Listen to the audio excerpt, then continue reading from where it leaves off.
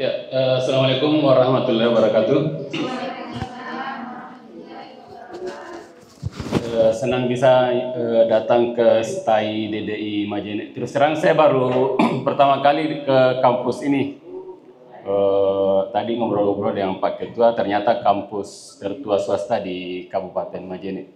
Nah, beberapa waktu lalu saya diminta oleh Pak Irfan untuk diundang ke sini untuk berbagi perihal bagaimana tentang kebudayaan itu masuk ke kurikulum pembelajaran. Kalau di sini jurusan apa, Pak? Pendidikan Agama Islam dan oh ya. Nah, ini agak panjang materinya, mudah-mudahan bisa dipahami. Sebelum itu saya perkenalkan diri dulu, tadi sudah diperkenalkan juga oleh moderator. Nama saya Muhammad Ridwan Alimuddin. Alhamdulillah sekarang berusia 46 tahun. Saya lahir 78. Anak 3. Sudah 2 kali kawin.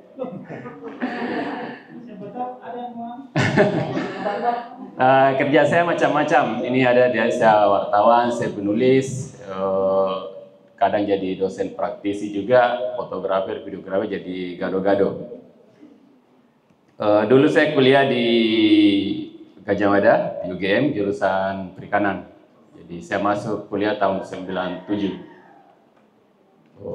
Ini kalau saya ke perpustakaan, terus ada buku saya fotokopi, kadang saya pasang foto saya di situ. Ini jadi clue ya untuk diskusi kita. Nah, sekarang saya sudah menerbitkan kurang 21 buku untuk saya tulis sendiri. Sebagian saya bawa ini. Ini terakhir, ini saya matikan WA ini sudah hampir 4 bulan karena saya fokus kerja 10 buku. Alhamdulillah yang sudah terbit ini yang 7 buku. Nah, sekarang masih 3, Diaspora Mandar, sejarah masuknya Islam di Mandar, dan gerakan literasi yang kami lakukan selama ini. Nah, salah satu buku yang saya tulis Sande, ya, jadi kadang saya dikenal itu namanya Ridwan Sande. Karena mungkin bapak-bapak, ibu-ibu sering dengar ada lomba perahu Sanderes. Saya biasa jadi koordinatornya itu. Nah, karena terlibat sebagai peneliti Sande, alhamdulillah ya dipakailah ilmunya di Sanderes. Terus pernah Pawai Budaya Nasional di Jakarta tahun 2009, diusung tema Sande, alhamdulillah juara 1. Terus menjadi koordinator Pelaut Mandar waktu Festival Maritim di Prancis 2012. Pernah juga membantu riset pelayaran perahu pakur ke Jepang. Ini menjadi membantu tukang lopi membuat perahu dipamerkan di Belgia. Ini waktu di Belgia 2017. Dan 2019 sebelum ke pandemi berlayar ke Australia. Ini ke Australia dalam rangka membuat film dokumenter sejarah masuknya Islam ke Australia yang dibawa oleh para pelaut-pelaut Bugis, Makassar, Mandar, dan Bajo yang mereka cari teripang sejak abad ke-17. Nah, bersama Bang Irfan ini bantu-bantu kegiatan bertema sejarah kebudayaan. Ini Celebes Heritage Festival 2 tahun lalu. Lalu ini juga pernah diminta Kementerian Kebudayaan membuat perahu Borobudur untuk dipamerkan di Jakarta, dibuat di Pambusuang baru dibawa ke Jakarta untuk dipamerkan seperti ini. Jadi perahu seperti ini sudah jadi media pembelajaran. Kami buat perahu sepotong, terus 1 dinding full itu yang harga layarnya ini lebih 1 miliar. Kayak orang naik perahu di situ, goyang-goyang tapi seperti berlayar. Ekspedisi Bajo Sulawesi ini membawa Sande keliling Sulawesi. Terus ini pekan kebudayaan itu. Nah, ini diskusi materi saya ini kayak diskusi antara guru dengan siswa. Bagaimana pengetahuan budaya lokal diwariskan ke siswa atau ditransformasi. Ini lihat foto saya ya. Saya bilang tadi, waktu saya baru kuliah, saya masuk kuliah Juli 97. Ini saya tanda tangan tanggal 28 September 97. Karena saya bercita-cita mau jadi penulis. Jadi setiap saya memfotokopi buku, saya pasangi foto saya di situ karena saya mau jadi penulis. Bisa tangkap ini? Oke. Nah sekarang ada biasa lihat ini kalau membaca. Kenapa ada lokatira? Yang pernah melahirkan, yang sudah punya anak. Pernah ikut acara begini Bu, yang 7 bulan dikasih mandi? Duduk di mana Bu? Kelapa. Kelapa di depan rumahnya, di teras ya? Teras. Ini seperti ini. Ada pisang, ada anjoro. Yang kawin pernah dibawakan seperti ini? Ribu-ribu ya? Ini dicatat ribu-ribu. Yang belajar ngaji, kandang gurunya bawa gola mamea yang berlubang, terus bawa jarum. Lokatira ya? Oke. Rumah yang mau pakai dek boyang? Buat pembuatan perahu. Terus kalau mau Ramadan, pasang palang-palang, bakar. Orang meninggal, biasa kasih pisau. Terus kalau pelaut mau pergi, piring terakhir yang dia pakai makan ditinggal, tidak dicuci. Atau ada yang keluarganya merantau, taruh di bawah ranjang. Terus yang punya tangga di rumah, pernah hitung Bu, berapa? 7, berapa lagi? Ganjil ya? Ada yang 4. Apakah kita tidak bisa naik tangga kalau 4? Sebenarnya bisa Pak, cuma tidak tahu ada barangkali filosofinya. Oh ya, ada filosofinya. Ini kira-kira apa penyebab Messi bisa juara dunia? Konsisten.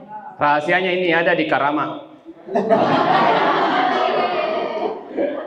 Ada penggemarnya Messi itu waktu malam final dia pasang pikelu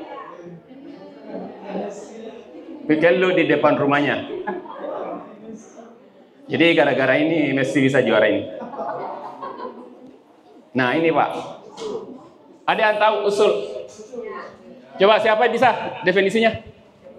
Coba siapa yang bisa? Pasti pernah dengar usul toh? Tapi definisinya ada yang tahu? Bahasa Mandarna Pak? Iya bahasa Mandarna mau? Sesuatu yang dilakukan, yang disarankan sama orang tua, maksudnya yang dijalankan. Sesuatu yang dilakukan yang disarankan orang tua dilakukan turun-temurun. Iya. Ada lagi yang lain? Kepercayaan bisa. Kepercayaan tidak bisa ditinggalkan. Jadi tadi ini usul semua. Kenapa 7, kenapa 5, kenapa ada besi? Itu usul. Kenapa ada pisang? Kenapa ada lokatira? Itu usul. Nah, apa definisinya itu? Ini kan tidak pernah dilakukan orang tua ini. Ada pernah orang tuanya melakukan ini, pasang bendera pikelu Argentina di depan pintunya? Tidak ada ya? Berarti kan rontok tadi tesisnya itu. Jadi usul itu Pak, dan itu saya temukan dan saya tulis di buku saya yang judulnya Usul Agama Orang Mandar. Ini yang termasuk buku baru ya.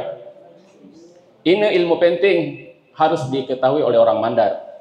Jadi usul itu adalah mengharapkan sesuatu dengan menggunakan praktek benda. Dengan menggunakan praktek atau benda. Dengan harapan sifat yang dimiliki benda atau praktek itu terwujud di keinginan. Jadi mau dia ngelokmu, dan untuk terwujud elokmu itu memakai benda, kan benda tu dia kena seanjur bikin lu apa toh, ende praktek misalnya mesu boyang di paret 5, karena ada sifat di situ yang Anda mau harapkan terwujud di keinginan itu. Jadi itu definisinya. Jadi bukan nawain aparat, ya napawakan kane itu kalau dibantai itu dosen kalau begitu. Kalau dibuat di definisi di skripsi toh. Jadi tadi nanti tadi definisinya kalau mengharapkan sesuatu dengan menggunakan media benda atau praktek dengan harapan sifat yang dimiliki benda praktek itu terwujud di keinginan. Nah, itu usul bisa Pak dibuat sendiri sejauh memenuhi 4 unsur. Pertama dia peristiwa. Kan peristiwa tuh tuatan gini 7 bulan tuh itu kan peristiwa ya. Terus ada keinginan. Orang hamil apa harapannya? Lancar toh? Nah dia berdoa menggunakan benda anjoro karena dia mau seperti bayi yang keluar utuh seperti anjoro. Dan kenapa ada ribu-ribu? Supaya ribuan anaknya. Ini tanah ribuan tongan. Tapi orang berdoa menggunakan ribu-ribu. Jadi sifat yang dimiliki ribu-ribu ini terwujud di keinginan. Itu maksudnya. Dan kenapa di depan tangga dikasih mandi? Karena Melo udah mairis secepat airnya keluar air ketuban om. Itu ya, jadi itu ada harus peristiwa, ada keinginan menggunakan benda praktek, dan keempat Anda mengetahui sifat itu. Praktek atau benda. Jadi malah kita mapapnya tuh. Makanya tadi ini puak raju, mapapnya itu kita usulna. Kan dia tuh praktek, kan dia tuh mau nih. Tapi karena puak raju ada peristiwa Piala Dunia, dan puak raju ingin Argentina juara, dan dia menggunakan pikelu sebagai media doa. Dan dia tahu sifatnya, apa sifat dia dengan pikelu Kan biasa sudah pakai posasi, mau lambe, mau asalnya saya pelaut yacht, istri saya di rumah air kecang angin, dia pasang di pintu itu pikelu atau bantal guling. Harapannya supaya tiang layar suamiku tetap berdiri. Itu dia berdoa lewat benda. Itu ya. Jadi benda-benda panjang yang misalnya parewatan dayang yang orang menenun itu dikasih berdiri bantal guling karena mengharap supaya Anda tupang perahu. Itu ya. Jadi yang unsurnya itu ada peristiwa, ada keinginan, ada benda atau praktek, dan Anda mengetahui sifatnya, nilai filosofi. Jadi ini ilmu penting yang harus diketahui orang Mandar, karena semua aspek kehidupan pasti pakai usul. Pasti ya. Coba siapa yang tidak pernah mengalami mempraktekkan usul ini? Sadar tidak sadar ya? Orang tua kita nikah pasti pakai usul toh? Milat tinggi, si pacu, si luma mikede, usul nasa tuh dia. Terus ketika berhubungan suami istri, pakai itu usul. Bata mau usul boy, nauri mau usul boy, nak anak mau usul lambi mate, mau usul nasang, kenapa ada cakko-cakko, itu usul semua pak. Jadi, nah saya memodifikasi usul tadi ini.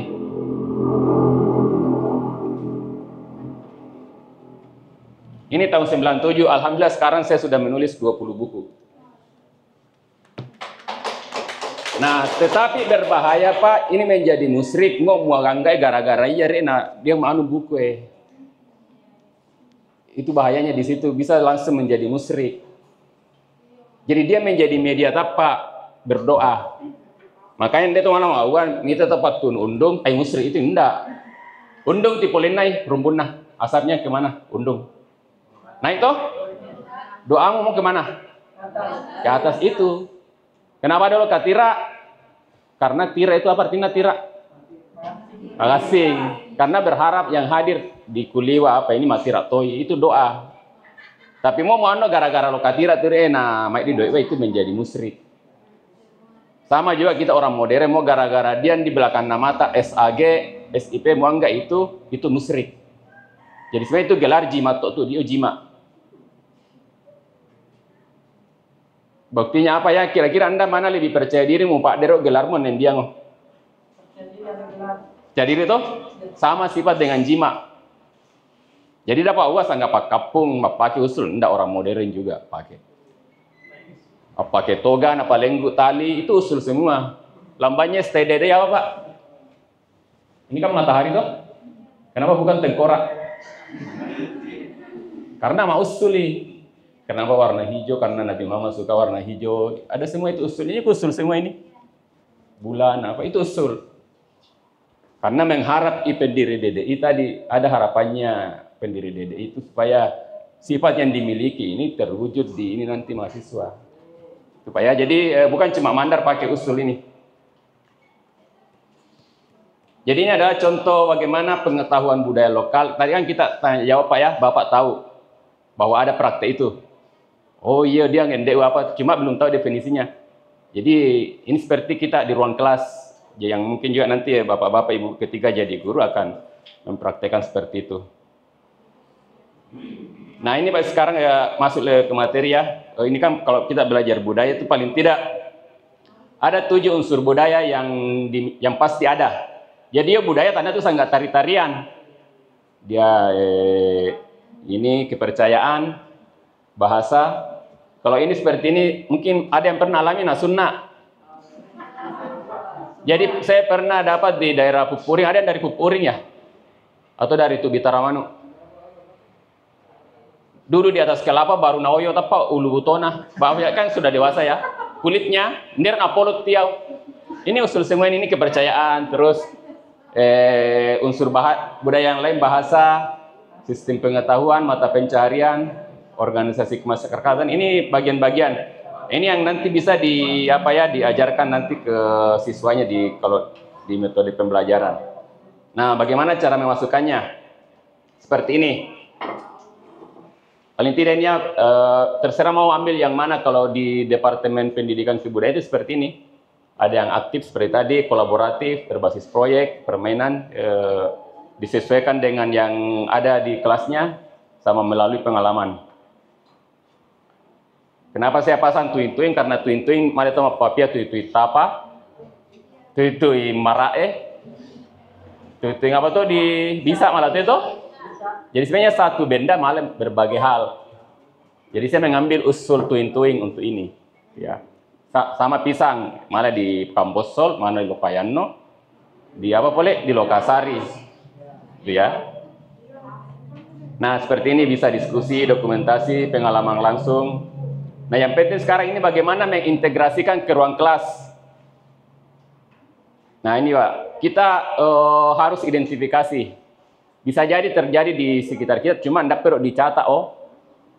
Nah kalau kita riset, ya diidentifikasi, terus menyesuaikan dengan kompetensi dasar kurikulum. Nanti saya kasih filenya nih. Pengembangan media dan metode pembelajaran buat menggunakan video dokumenter, alat peraga, permainan tradisional atau proyek seni, kunjungan ke museum. Terus ini juga mengajak siswa peningkatan kesadaran dan apresiasi budaya. Nah ini yang evaluasi serta refleksi. Nah ini yang saya mau tekankan di sini. Kita harus berkolaborasi. Karena kalau biasa teman-teman komunitas punya datanya dan sudah intens di situ. Beda kalau yang misalnya guru yang tidak ada waktu pergi-pergi atau apa. Nah, cara yang paling efektif itu adalah bekerja sama dengan pihak lain, kolaborasi. Karena dengan kolaborasi seperti ini. Nah, misalnya ini contoh ya yang kami lakukan dengan Pak Irfan. Bagaimana ini Sande menjadi metode pembelajaran? Kan bapak-bapak ibu tahu semua perahu Sande ya? Yang pernah naik? Siapa yang mau naik? Sebentar, saya kasih naik sebentar. Iya, saya kasih naik lewat metode pembelajaran. Ini contoh kasus. Jadi kami sejak 2023 2022 buat program namanya Student on Sunday. SOS singkatannya. Jadi Student on Sunday itu ya bagaimana mewariskan ilmu di atas laut. Ini singkat saja. Ini pesertanya siswa SMK, SMA, dan MA. Juga perguruan tinggi dari 20, kalau tahun lalu 20 perguruan tinggi se-Indonesia. Dilaksanakan di Dapur Mandar di Pambuang. Jadi Sunday itu sebagai pintu gerbang saja. Jadi tanya sanggak Sunday nato. Jadi dengan Sunday belajar budaya bahari secara umum. Jenis perahu lain tentang aktivitas penangkapan ikan. Cuma karena Sunday terkenal, dia lari ikon now. Seperti ini, ini foto kurang lebih 100 tahun lalu di Majene. Ini di Ondongan. Siapa yang sering pergi nongkrong-nongkrong di Taman Kota? Tako. Ini suasana Tako dulu. Terus ini tahu ada perahu apa ini?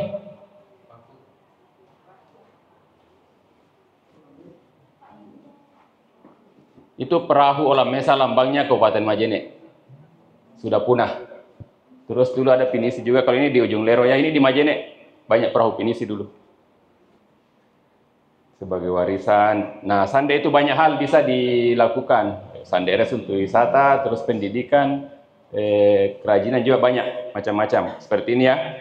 Karena di Sande ada tradisi, bisa juga jadi olahraga, seni, ritual, dan tradisi lisan. Seperti ini. Ini peti mayat di Toraja. Mirip Sande tuh? Toraja ada lautnya? Nggak ada. Tapi kenapa berbentuk perahu? Itu ada hubungannya, itu di tradisi lisan ada. Dan ini Sande juga sudah warisan nasional. Kalau perahu pinisi sudah warisan dunia, Sande warisan nasional. Dan sementara ini bersama BPK Wilayah 18, Pak Irfan, itu kita sekarang usulkan JEPA jadi warisan dunia. JEPA. Pernah makan semua JEPA toh? Nah, ini tadi Pak, kolaborasi harus melibatkan ini semua. Kalau cuma satu pihak, tidak bisa. Jadi seperti ini ya, komunitas, terus pemerintah untuk pendanaan, sekolah sebagai peserta, public figure untuk supaya viral toh, memperkenalkan ilmuwan, media, terus para pelaut dan ekonomi kreatif, yang supaya buat baju, souvenir-souvenir itu. Sama juga di kegiatan pembelajaran itu harus kolaborasi, di paling tidak yang ini. Nah, ini materi lapangan, terus ini bagaimana mengajak siswa belajar Mas Sande. Ini pelaksanaan 2022 ini cuma 3 jam pelaksananya. Karena disukai oleh kementerian, jadi 3 hari kita berkemah di Majene, melibatkan lebih banyak Sande, lebih banyak peserta juga. 2024, dan insya Allah ini kita laksanakan kembali untuk 2025. Siapa tahu ada stay DDI jadi peserta ini. Nah, ini bagaimana SD, SMP, atau yang madrasah ibtidaiyah atau madrasah sanawiyah. Nah, ini kan yang mata pelajaran di anu ya, Bapak ya, di SD ya, paling tidak ini. Keluarga negara sampai informatika. Nah, ini sudah dilakukan oleh teman kami, relawan saya, sekarang ambil S2 di Jogja. Sande itu dia sudah buat komik. Itu judul komiknya Samaratana Olowile, itu diteriakan kalau mendorong perahu. Sebelumnya dia buat komik juga tentang sungai, Pesungo, Pota, Petamo, Randang. Jadi meskipun ini Sande, tapi di dalam itu diangkat tema pemanasan global, bagaimana jangan membuang sampah di laut. Seperti ini ya. Jadi ini ada 2 bahasa Indonesia sama bahasa Mandar. Sudah masuk pembelajaran toh? Ini ada juga sebelumnya, kisah Samarion ini lebih ke penenun. Ini ditulis oleh orang Pambusuan juga, sekarang dosen di Mula Warman, Dahri Dahlan, relawan Nusa Pustaka juga. Dan bisa didengar di Spotify. Kasih masuk saja kata kunci Samariona, Akhir Pekan di Museum, itu ada ceritanya, selain komik. Ini waktu diskusi 2020. Nah, pernah lagu ini, Tekenga di Gulimu. Ada yang hafal? Atau bisa menyanyikan sedikit?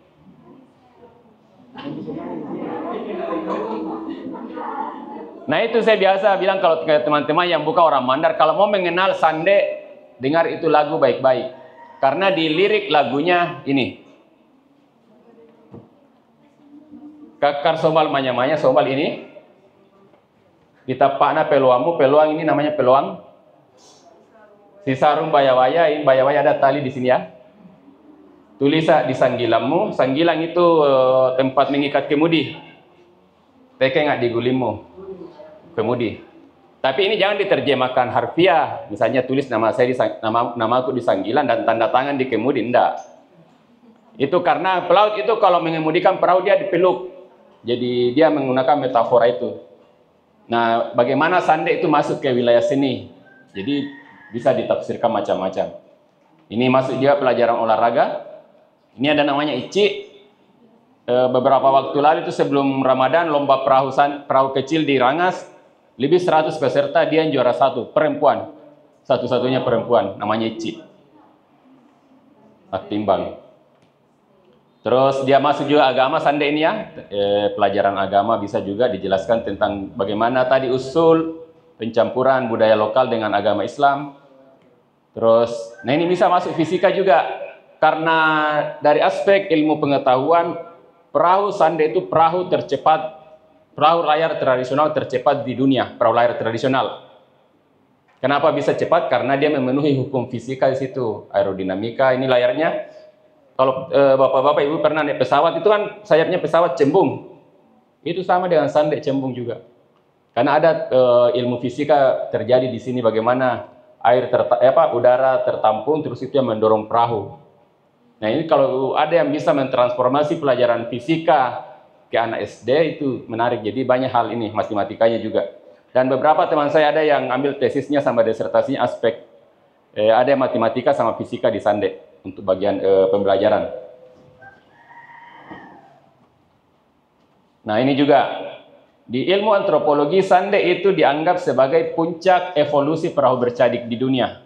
Jadi kira-kira analoginya Bu, pernah dengar teori Darwin toh? Pernah. Nah katanya ini bukan di agama ya, bahwa nenek moyangnya manusia itu monyet. Itu ya. Nanggaplah ini monyet, perahu diolo lama-lama jadi manusia. Namun manusianya perahu bercadik itu artinya ada kayak penyeimbang, Sandek. Ini yang bilang antropolog Jerman, bukan saya. Jadi puncak evolusi perahu bercadik di dunia ini Sandek. Kan banyak di belahan bumi ini perahu bercadik, tapi yang berevolusi sampai hari ini gara-gara misalnya ada Sanderes, itu perahu Sandek. Itu analoginya, itu di antropologi maritim itu cukup ini terkenal, ini perahu Sandek sebagai puncak evolusi dan dianggap perahu tercepat di dunia, perahu layar tradisional.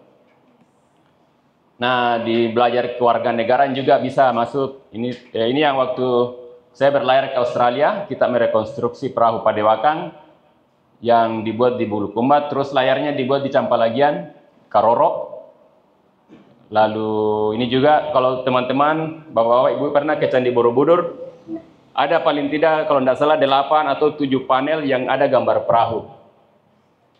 Nah ini perahunya, layarnya segi 4 sama yang tadi. Kalau orang Mandar menyebutnya sombal tanjak. Sombal yang sama dipakai di Olam Mesa di Lambang Majene, sama yang perahu pakur tadi. Jadi ada juga hubungan kita ini, meskipun ini lokasinya di Jawa Tengah, ini ada hubungannya dengan gambar perahu yang ini Candi Borobudur dibuat 1 milenium lalu atau 1000 tahun yang lalu. Nah ini di bahasa bisa karena di Sandek itu ada puluhan istilah-istilah. Ada sanggilang, ada peluang, ada bayawaya, pokoknya banyak sekali. Ini saya sudah tulis di buku saya, di bagian dalamnya juga banyak sekali istilah-istilah. Ini bahasa di sini. Nah informatika. Nah siapa yang mau Sandek tadi nih? Bisa maju ke depan. Jadi ini namanya kacamata virtual reality. Jadi saya sudah merekam suasana di atas Sandek menggunakan kamera khusus. Yang menggunakan kamera ini dia seolah-olah bisa naik. Bu ya.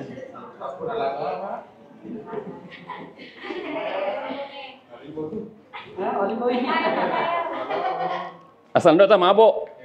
Ndo tuh mabok laut tuh.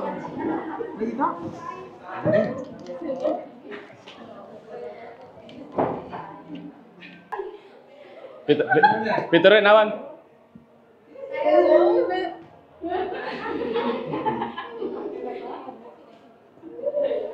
Seperti ini Sandek tuh.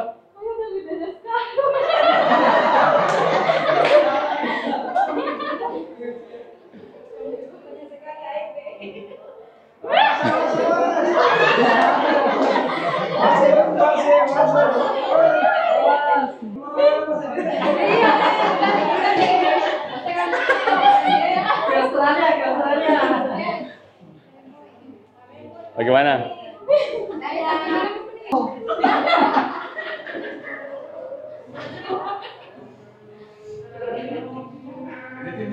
Mantap kan? Jangan ada kemudian di belakang.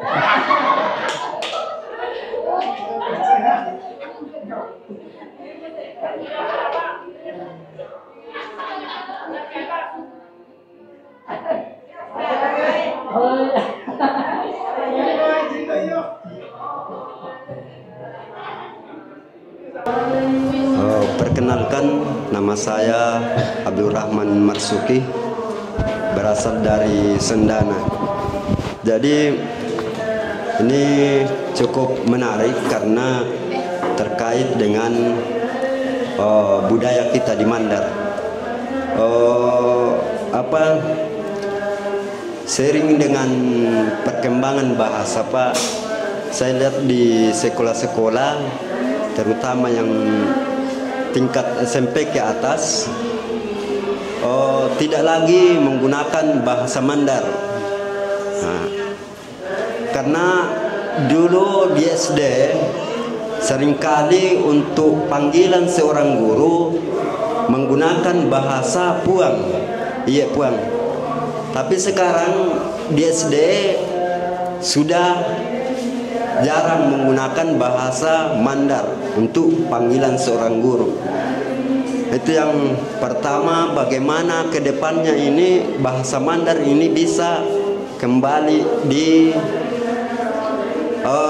perkenalkan terutama di sekolah-sekolah dasar. Terus yang kedua, tadi Pak di awal disampaikan bahwa ada bukunya berjudul Usul. Jadi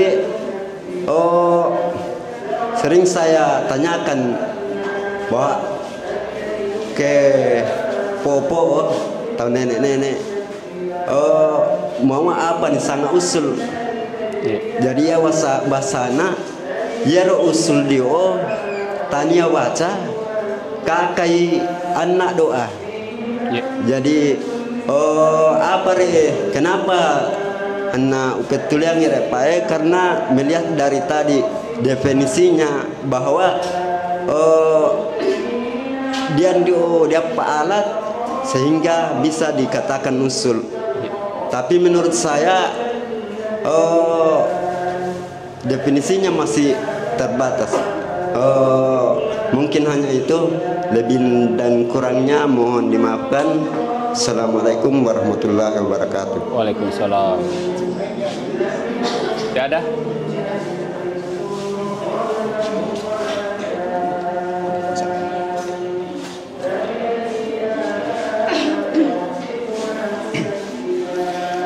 Baik, bismillahirrahmanirrahim. Assalamualaikum warahmatullahi wabarakatuh. Salam. Perkenalkan, nama saya Zainuddin. Terkait dengan usul tadi memang menarik bagaimana kemudian kita bisa mengkolaborasikan atau memasukkan dalam pembelajaran. Nah, kami di Sekolah Tinggi Agama Islam yang memang basisnya di pendidikan Islam. Ini tadi saya mengingat saya pernah meneliti, tapi kalau bahasanya itu di komunikasi semiotik atau tentang simbol, dan yang saya teliti itu adalah Al-Quran. Hasil penelusuran saya itu ada di dalam Al-Quran, namanya kafur. Kafur itu adalah parfum yang terkenal yang sering diperjualbelikan di kota Hijaz, dan ternyata itu memang satu-satunya berasal dari Indonesia, dari Aceh. Dan ternyata di dalam Quran juga menggunakan simbol. Jadi kafur itu disimbolkan sesuatu yang wanginya memang yang menarik sehingga digambarkan dalam Quran. Nah, yang menarik tadi juga disampaikan oleh pemateri terkait dengan simbol-simbol atau usul yang ada di Mandar. Tentu kami berharap juga, kami dari dari pendidikan agama Islam dan guru madrasah ibtidaiyah, bagaimana kemudian mengambil simbol-simbol yang ada di daerah kita dan hasil budaya kita itu digaungkan dengan pendidikan Islam. Misalnya igena do anu ganjil, memang ya Mandar dio nolo mak ganjil analala salah nolo itu mak ganjil toy. Nah, para luto ini apalagi pada hubungannya dia. Jangan sampai dalam pikiran apa pemateri mau dan yang kayak dia mau anu musyrik dia. Jadi jangan sampai salah paham ya, tahu mai tahu membaca Pak Undum misalkan musyrik itu inde malah nih pokok ternyata lalan di salah sebenarnya mi Pak Guru cuma bisa jadi kita kurang perhatian terhadap itu, sehingga mungkin hasilnya nanti kami berharap ada hal yang bisa kita kaitkan budaya dengan pendidikan Islam pada umumnya, yang insya Allah mudah-mudahan bisa kita tindak lanjuti bersama. Dan harapannya kami insya Allah kalau pemateri berkenan, tentu kami berharap adanya nanti kolaborasi menghasilkan, apakah itu dalam bentuk jurnal ataukah dalam bentuk buku, insya Allah yang bisa kita pedomani bersama. Mungkin itu permintaan dari saya, sedikit saran, apakah itu berupa pertanyaan atau pernyataan, mohon ditanggapi. Terima kasih banyak. Assalamualaikum warahmatullahi wabarakatuh. Salam.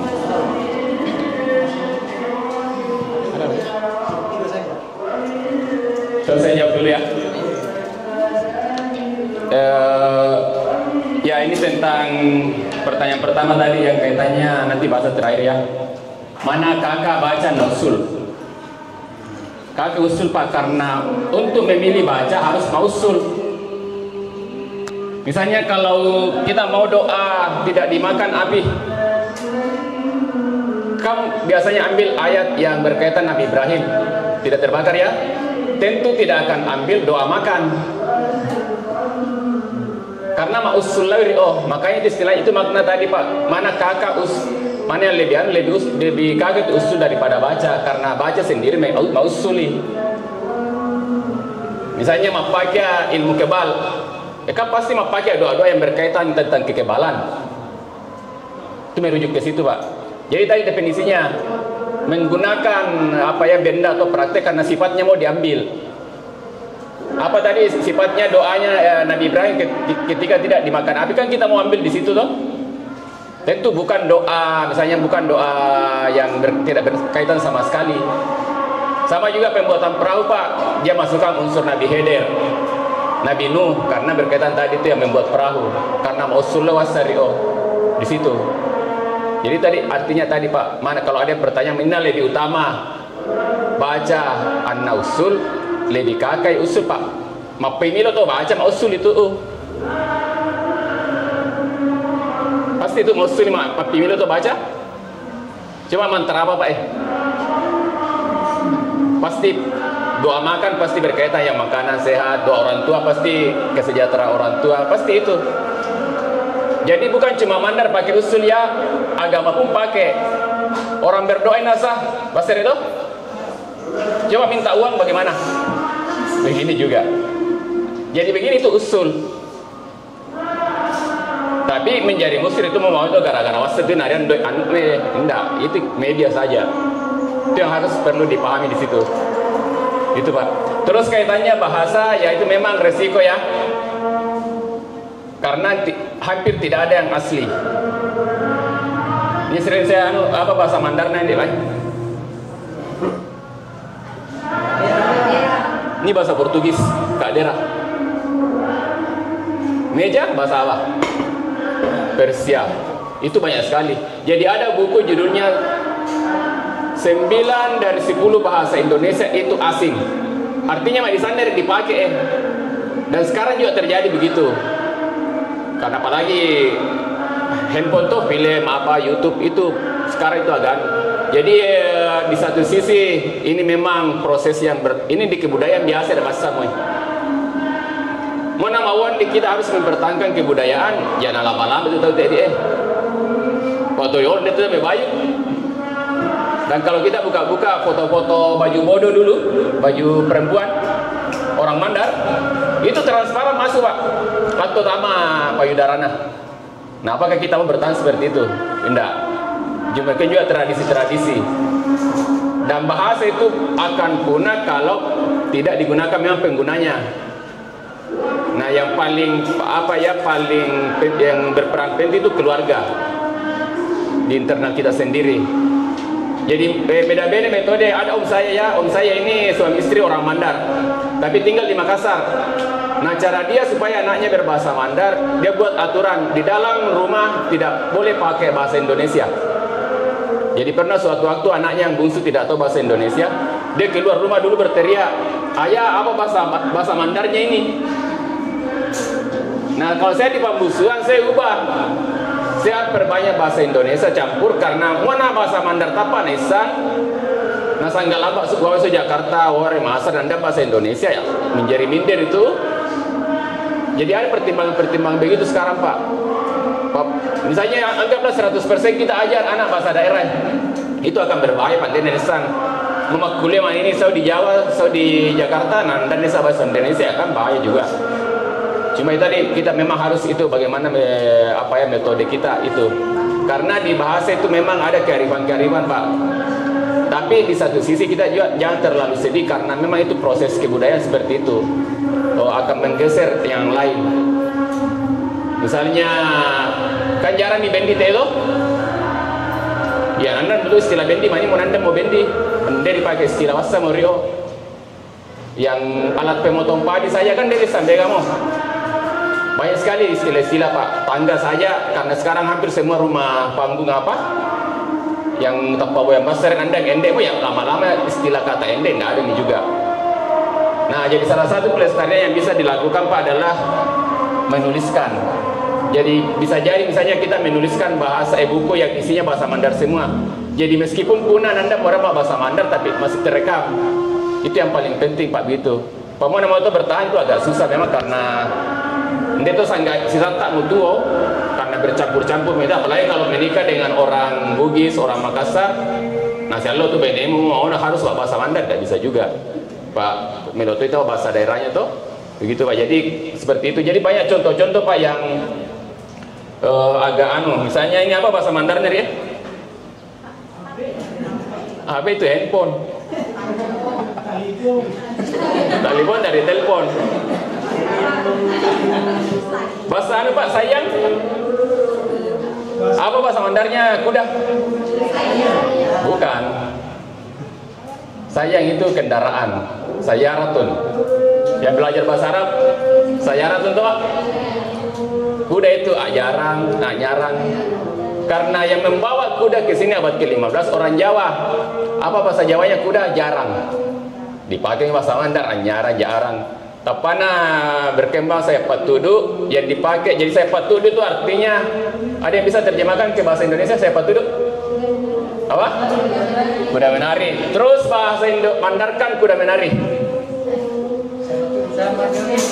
Mau itu saya matudu saya mau joget kamu mau saya patudu mau. Karena beda itu patudu matudu. Apa bedanya pacoro anak macoro? Pelaku ya? Macoro aktivitas. Patudu penari. Matudu menari. Jadi saya patudu itu dari penelitian saya dan saya tulis di buku ini. Itu artinya kendaraan para penari. Sayaratun patudu. Buktinya tadi salah terjemah itu tuh. Jadi itu dulu yang perkenalkan itu saya Imam Lapeo. Apa itu ada di saya tulis panjang lebar itu diadopsi dari Medina. Sayaratun. Kan itu aneh sayaratun menjadi sayang. Tidak aneh itu. Abdul jadi Badulu. Rahman jadi Kakmang. Nurdin Kuding. Ridwan Kidu. Itu banyak perubahan-perubahan begitu. Jadi tadi Pak itu menarik belajar bahasa karena Beko itu mauan diadopsi lah begitu. Jadi makanya itu bukti-bukti tadi banyak bahasa daerah kita itu sebenarnya bukan bahasa asli, itu serapan dari Melayu, dari Jawa, dari Sanskerta. Misalnya Pandrita Lopi itu sama akar katanya dengan pendeta. Itu bahasa Sanskerta. Pandrita kan dianggap temu Pandrita ulama tuh. Tapi itu dari bahasa Sanskerta itu pendeta. Itu Pak. Jadi itu saya setuju Pak kita lestarikan bahasa tapi jangan juga sedih Pak mau manu nih. Pak Rahman biro hukum alam nah cara ya kita masing-masing nih misalnya ya menuliskan terus dipakai di keluarga ya apakah anak taman ini tergeser atau tidak ya? Ya tomo taruh annau samana. Itu Pak. Terus dari dengan Pak Ketua jadi saya sangat setuju Pak ini kalau ada semacam kolaborasi terus bagaimana ini budaya lokal ditransformasi ke pendidikan dan yang menarik yang seperti ini kalau belajar antara budaya dengan agama Pak karena kalau di istilahnya itu kan ada namanya sinkretisme jadi bagaimana percampuran budaya lokal dengan agama Islam. Bahasa kita kan sinkretisme itu mau dia ngacara dia loka-loka, dia sokol, dia ngapa boleh cucur, banyak tuh. Itu kan simbol nasa itu bahasa. Jadi dulu itu ketika pembawa Islam masuk, misalnya anggaplah saja ini pembawa Islam ya, boleh ini Mandar, kamelok dia sang mana beribadah. berdoa toh. Masalahnya saking buta huruf ini desa mangaji. Dia desa mangaji Pak animisme. Nah cara nak pakai pembawa Islam dulu, nak modifikasi Rio yang tadinya ke tempat keramat membawa loka apa semua, nak tinggal nak ubah niatnya. Di situ tata biar apa namanya pakai tapi niatnya diubah. Makanya tata itu mau undung lokatira yang tidak diajarkan Nabi. Ini tuh mau Nabi mau pakai anak mau pakai jorok mana tapi lu anak, tidak ada hadisnya itu. Tapi karena ulama bahwa berdoa seperti supaya anakmu kenapa nih anjoro anak tuanya bermanfaat, yaitu dipakai. Jadi itulah yang kenapa kita kan ada istilah Islam Nusantara, jadi kan ada ketika sebelum Islam masuk itu sudah ada kepercayaan yang cukup kuat. Pecawanya radikal ini pembawa Islam diolai ini nawasai tadi tapi karena diadopsi apa itu tadi banyak penyesuaian. Tinggal bagaimana kita kalangan pendidik mengetahui hal tadi. Kan mungkin ini bapak-bapak ibu tidak tahu tentang usul tadi ya, definisinya ya. Diran itu ya. Tapi definisinya mungkin belum tahu. Dan ternyata itu usul bisa dimodifikasi sejauh kita memenuhi. Misalnya yang apa ya, ini kan mungkin ada di rumahnya ada gambar Ka'bah toh. Kenapa? Karena kami udah dekat Makkah. Terus mau dan torek Makkah apa lo mau ya nah?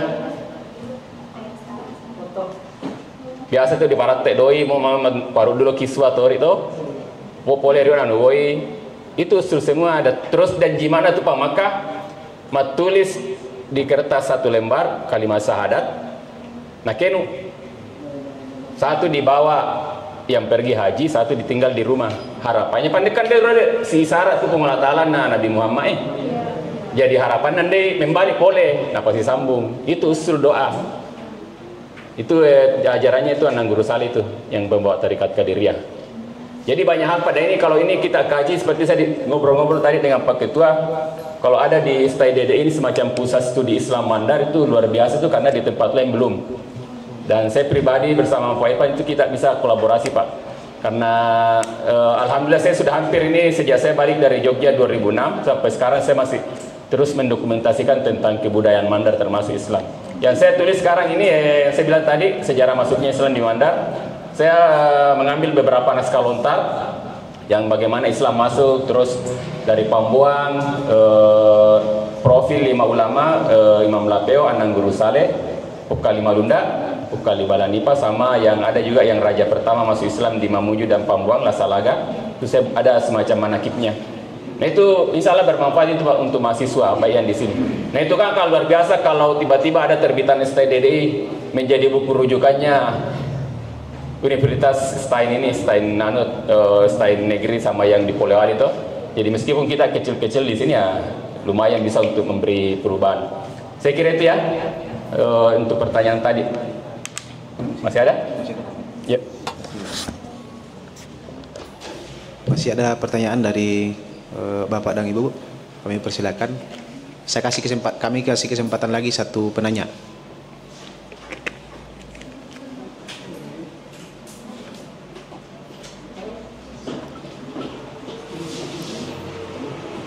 Ya, tapi Bapak Ibu ada yang mau bertanya, silakan deh. Atau ada yang mau memberikan saran atau bagaimana? Atau menanggapi dari apa yang disampaikan oleh dari Bapak pemateri?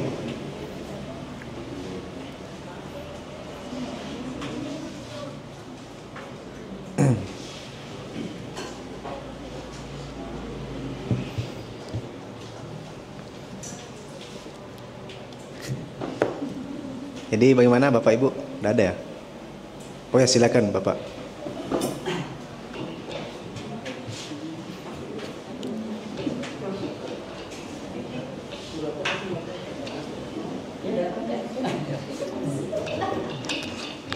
Assalamualaikum warahmatullahi wabarakatuh. Waalaikumsalam. Terima kasih atas kesempatan yang diberikan. Langsung saja Pak, ini mengenai usul. Ya biasa Pak, kalau kita kan di masyarakat masyarakat awam itu Pak, rata-rata kita kan menggunakan usul. Cuma terkadang ada orang-orang yang biasa tetap pemipuan ini musyrik. Jadi bagaimana cara menjelaskannya itu Pak, sehingga yang maksudnya yang mengatakan musyrik ini bisa dicerna, karena rata-rata yang mengatakan musyrik itu dia belum paham, sehingga dia mengatakan demikian. Seandainya dia lebih paham, dia tidak akan mengatakan musyrik. Ya, terima kasih Pak. Ya. Masih ada? Jadi tadi Pak, karena selama ini persepsi kita itu musyrik itu cuma usul itu cuma dilakukan oleh orang kampung, orang tanda kutip primitif. Padahal itu orang modern pakai juga. Jadi tadi saya contohnya kalau waktu di wisuda, yang pernah di wisuda di sini, Pak Ketua, kan datu napa lenggo Pak toh? Usul itu. Jadi Pak Tuli itu teman, jangan gelarmu, iya. Apa gelarmu? Dapat pakai melo, mau Ketua? Berarti melo itu mau usul loh. Banyak Pak. Jadi itu hampir semua orang modern. Kenapa? Seperti tadi saya contohkan lambang, logo itu usul semua. Karena tadi itu unsurnya ada peristiwa, ada harapan tuh, menggunakan simbol dan ada sifat yang mau di situ. Nah itu menjadi musyrik, mau enggak di anunna benda ya, nak dipakai. Gara-gara iya, itu menjadi musyrik. Tapi mau menjadi media tapak di dan itu diakui di Islam, mau tawassul istilahnya tuh, itu bisa. Jadi tinggal itu apa penjelasannya. Cuma yang selama ini dikotomi begitu Pak Sangga, dianggap usul cara-cara tradisional tapak Pak. Padahal misalnya kamu wisuda tahu, nanda lulus mau wisuda, entah itu. Tapi karena melo pakai toga apa ya itu sama Pak, itu sama prinsipnya. Makuliwa, apa bedanya makuliwa dengan meresmikan gedungnya gunting pita? Kata sambutannya.